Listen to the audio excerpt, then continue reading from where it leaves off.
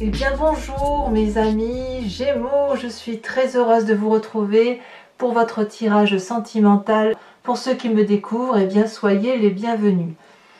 Mes amis Gémeaux, je dirais que vous avez un peu de tout, il y a beaucoup d'ancrage. Donc on sent qu'on revient aux essentiels de la vie. Il y a un peu de feu, il y a évidemment les émotions qui sortent avec le cœur ici dans votre chemin de vie et dans votre passé, et ici dans votre tête. Il y a une arcane majeure qui est la magicienne. Vous êtes un signe d'air, je ne vois rien qui relève de la réflexion ou de la compréhension de quelque chose. Alors, comment vous entrez, avec quelle énergie vous entrez? La reine des arbres.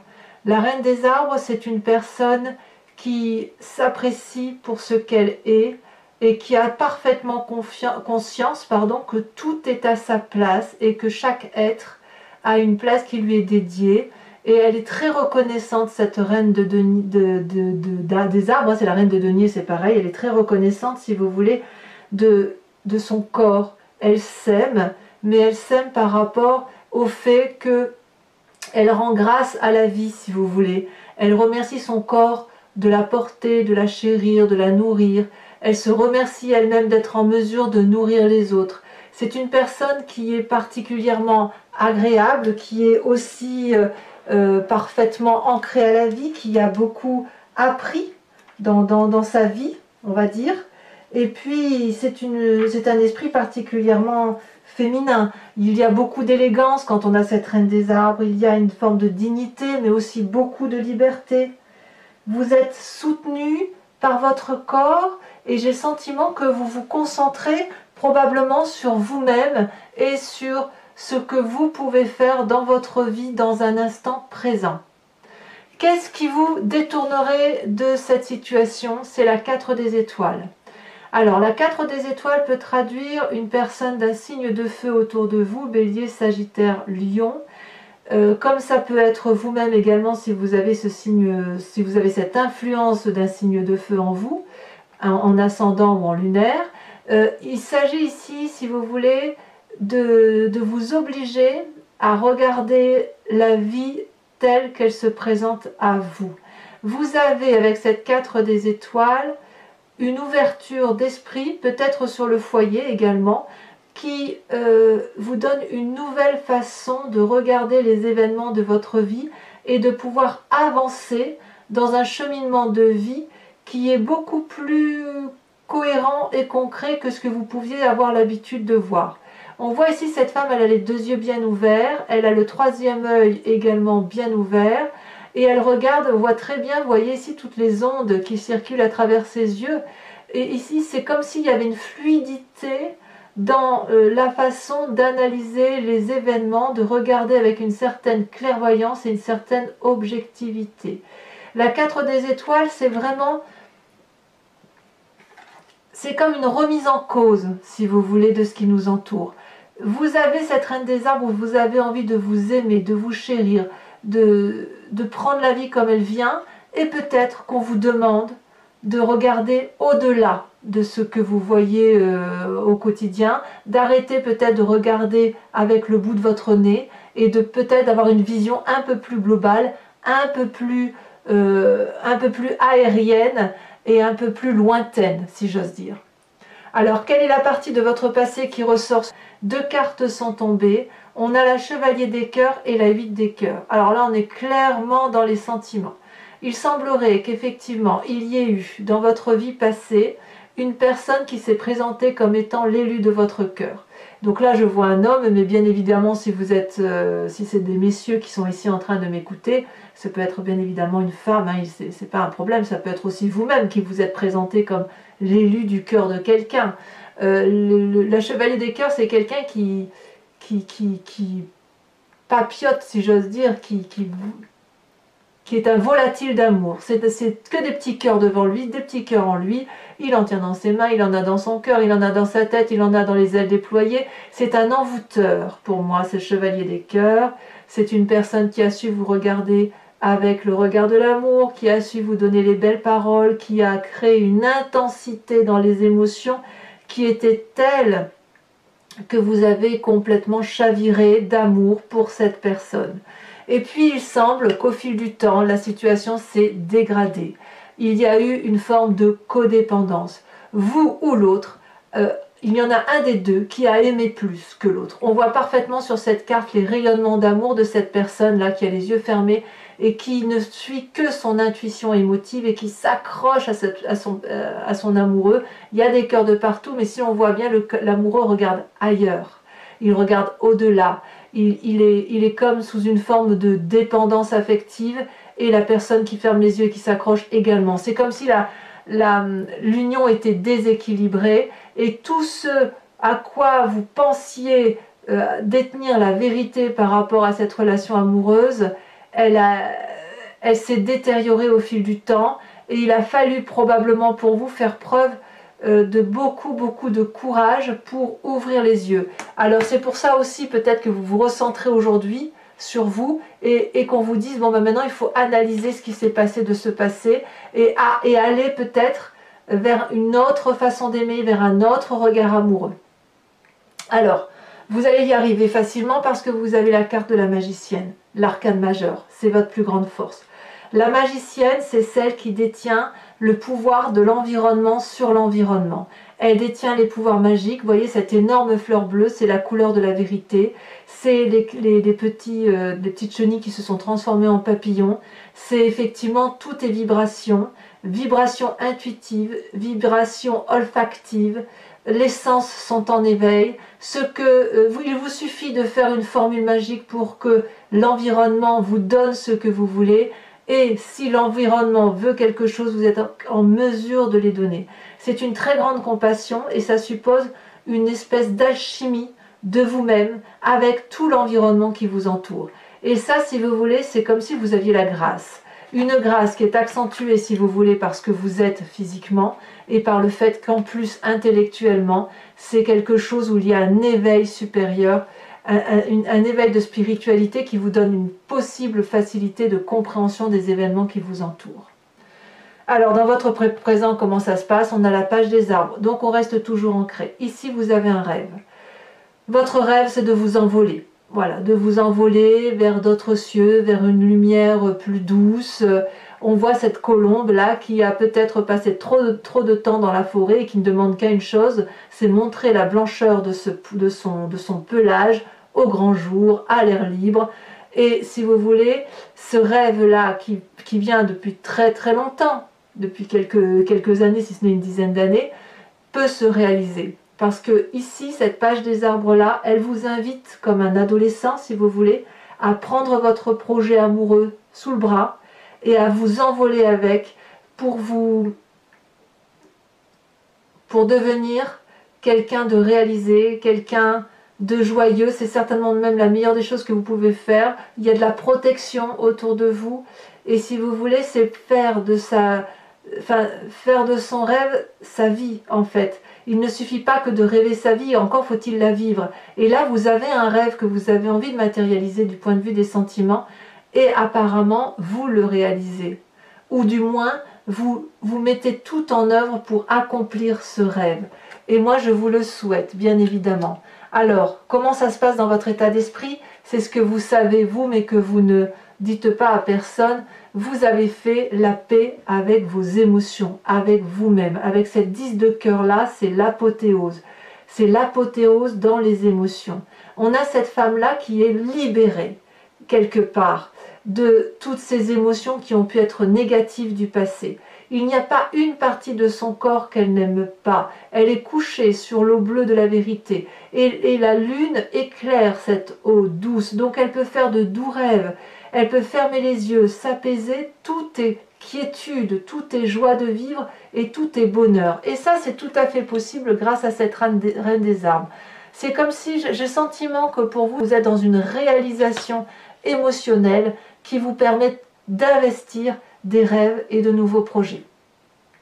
Mais vous utilisez le passé amoureux, si vous voulez, vous vous inspirez de cette relation passée néfaste pour vous reconstruire un présent beaucoup plus cartésien. Alors vous allez quand même avoir du mal, soyons honnêtes, vous allez avoir du mal à adopter une vision de conduite qui nécessite que vous soyez un peu plus prudent. Mais vous y allez. Alors, qu'est-ce que vous avez dans votre moi profond, dans votre profondeur d'âme, votre foi spirituelle, deux choses. Là, avec la 4 des arbres, vous avez grandi. Vous avez grandi de vos émotions, vos expériences de vie vous ont permis de vous enrichir émotionnellement, intellectuellement, spirituellement. Et puis cette carte aussi, elle traduit qu'au fond de vous, vous avez peur de perdre toute cette grandeur d'âme, toute cette grandeur d'esprit que vous avez acquis durant toutes ces années. Donc cette 4 des arbres pourrait traduire une forme d'avarice. Est-ce que je peux lâcher tel élément de ma vie pour aller vers autre chose? En fait, j'ai envie de vous dire que rien ne se perd, rien ne se gagne, tout se transforme. Il est possible effectivement que dans votre grandeur d'âme, vous soyez obligé d'abandonner certaines conceptions de votre vie passée. Est-ce que ça veut dire que vous reniez votre passé? La réponse est non. C'est juste que tout ce que vous avez appris de votre passé, vous le structurez, vous le modélisez, vous le façonnez de façon à ce que ça intègre votre raisonnement de vie aujourd'hui.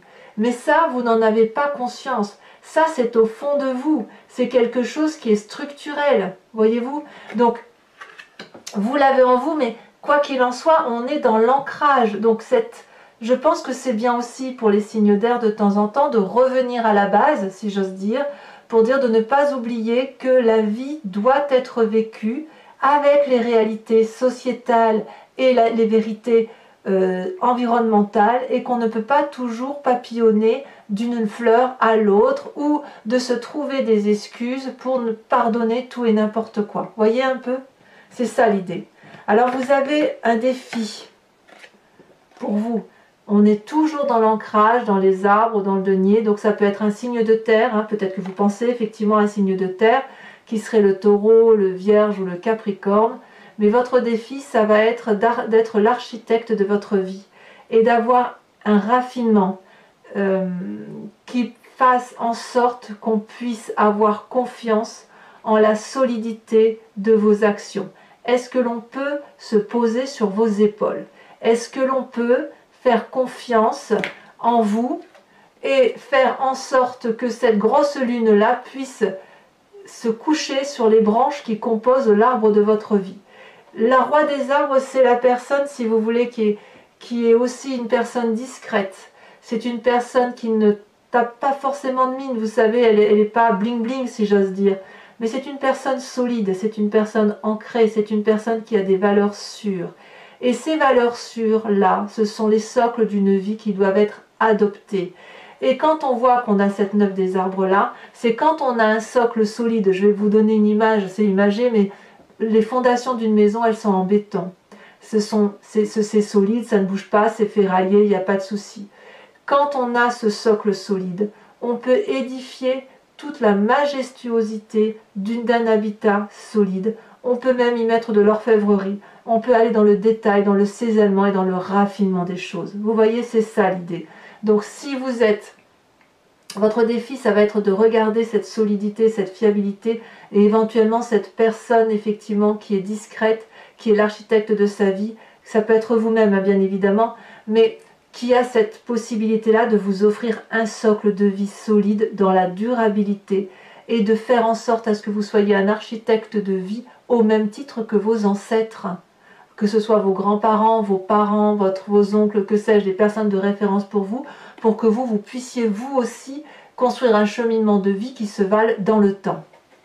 Alors, c'est le chemin que vous semblez prendre, mais le chemin que vous semblez prendre va ouvrir votre cœur.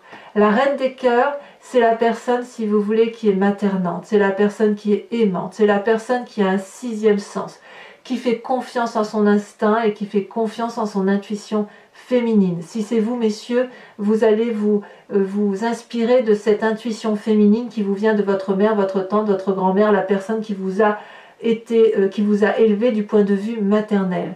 La reine des cœurs, c'est celle qui va être bienveillante, c'est celle qui va ouvrir son cœur, qui va avoir de la chaleur humaine, qui va peut-être avoir un peu plus de sens pratique, peut-être, si vous voulez. Cette reine des cœurs-là, elle vous invite à voyager au-delà de vos yeux, un peu comme cette 4 des étoiles. Une fois que vous l'aurez fait en action, j'ai envie de dire qu'une fois que vous aurez regardé les choses avec clairvoyance, mais dans la vraie vie, que vous aurez mis en action ces pensées-là et cette façon de voir les choses, alors vous allez pouvoir amener à votre cœur cette possibilité, si vous voulez, de sortir d'une vision qui était ordinaire et qui n'avait pas de sens. Vous voyez, c'est ça que ça veut dire en fait. Donc vous allez pouvoir devenir un précieux conseil à la condition effectivement d'être vous-même apte à donner ces conseils. Voilà, mes amis Gémeaux, je vais recouvrir le jeu maintenant du tarot de Wicca qui est le tarot de la sensualité et des désirs charnels et je vais donc l'approfondir, vous expliquer ce que c'est sur la chaîne Vimeo. Si ça vous intéresse, il vous suffit donc de cliquer sur le lien qui est en descriptif de vidéo.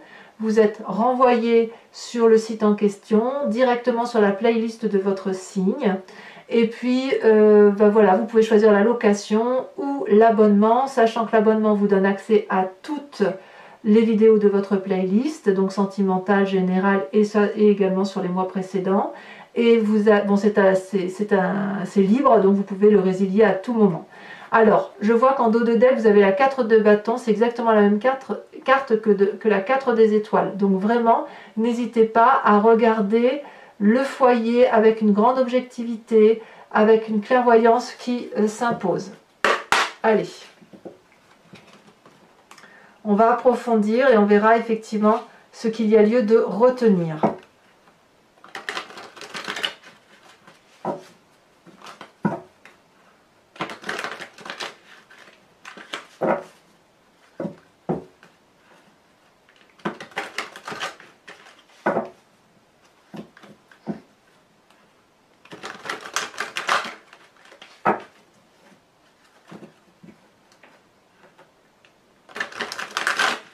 Alors, hop, on coupe.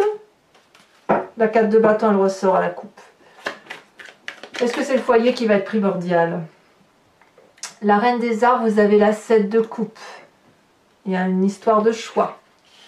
Sur la 4 des étoiles, qui ressort en dos de deck et à la coupe, qu'est-ce qu'on a? On vous demande de regarder les événements de vie avec beaucoup plus de clairvoyance, de lucidité peut-être.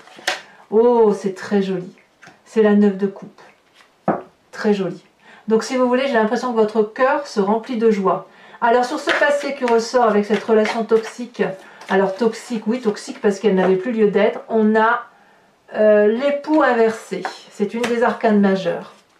Sur cette magicienne qui est tombée, on a la 7 d'épée.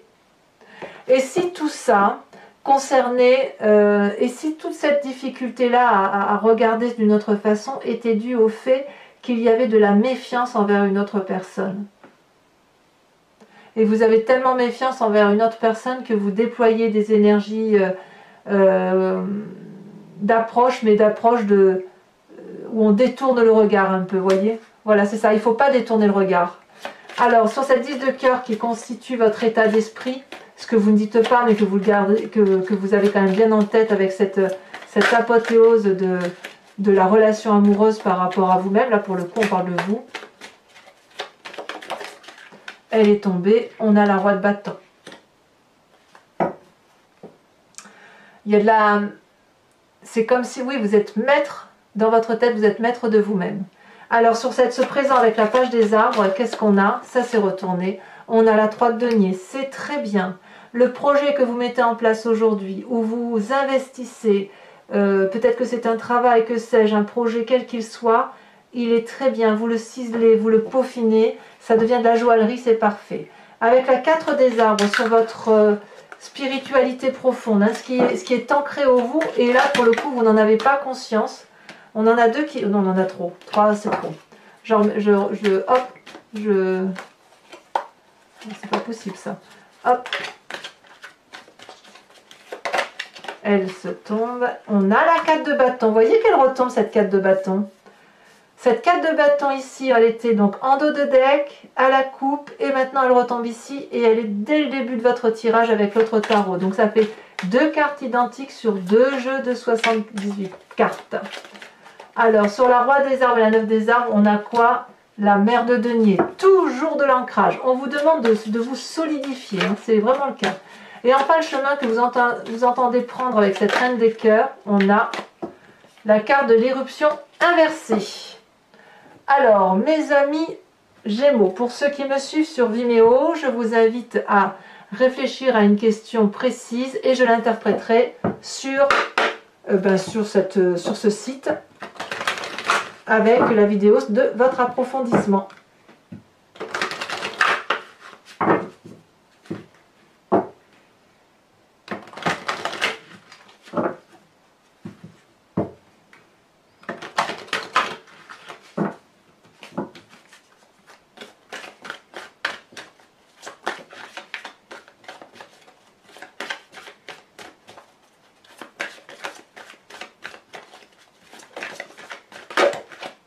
Ici, on a la Dame de Trèfle.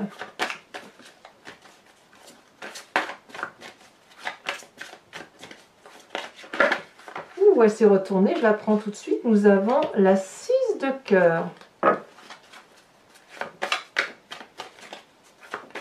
Il y a encore un peu de papillonnage hein, chez certains Gémeaux, vous avez besoin, c'est normal. Par contre, il n'y a si, la seule carte d'épée qui est sortie et qui représente votre signe d'air, c'est la 7 d'épée. Donc il y a quand même, ouais, il y a vraiment un manque de confiance. C'est comme si vous retirez vos billes hein, dans votre... vous avez raison, il faut effectivement se méfier. Parce que vous méfiez, c'est ce qui va vous construire. Ou vous faire grandir. Alors, il y en a beaucoup trop.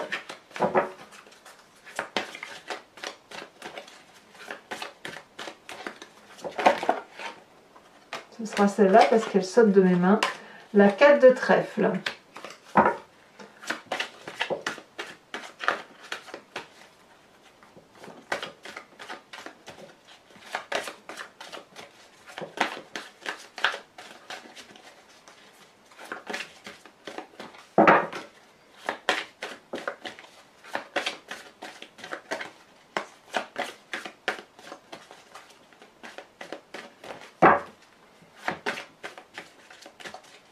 Et bien dis donc, ça veut... Ah, ces deux-là, j'allais dire ça ne veut pas sauter, mais si, la 5 de cœur et l'as de trèfle.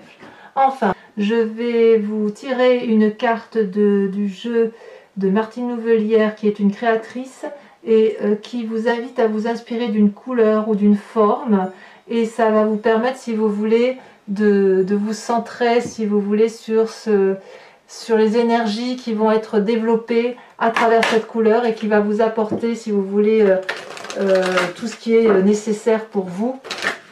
Vous savez, les couleurs ont chacune leur influence sur l'organisme et c'est cette influence-là qui va apaiser les cœurs, apaiser les émotions, apaiser les énergies.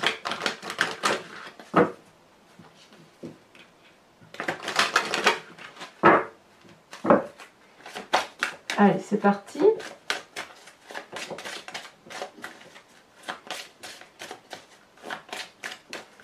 Alors je ne connais pas tout le nom de ces cartes parce que il y en a, voilà, celle à la sauter. Regardez, magnifique carte pastel dans les tons bleus, rouge, rosé, un peu grisonnant, jaune, verdâtre, avec un très joli cœur ici et tout rayonne autour. Voilà. Donc mes amis Gémeaux, je vous invite à liker, commenter, partager, à vous abonner bien évidemment.